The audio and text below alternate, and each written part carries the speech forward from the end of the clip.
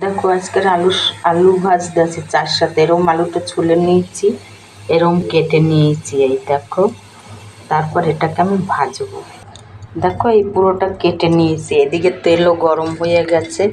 এবারে আমি এটা ভাজবো। বিকালবেলা চায়ের সঙ্গে গরম গরম আলু ভাজা খুব ভালো হয়। তোমরা তো জানো আলু দিয়ে কত কী হয়, আলুর চপ, আলু বেগুনি, কত কী হয়। আজকের আমি চায়ের সঙ্গে কুরকুরে আলু ভাজা দেবো।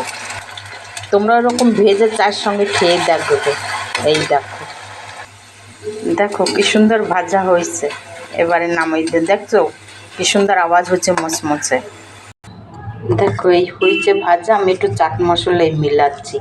এইদিকে আবার এই দেখো শসা, টমেটো, গাজর, কাঁচা লঙ্কা, পেঁয়াজ, লেবু এটাও কেটেছি। এটা রাত্রবেলা ভাতের সঙ্গে খাবে, এই দেখো।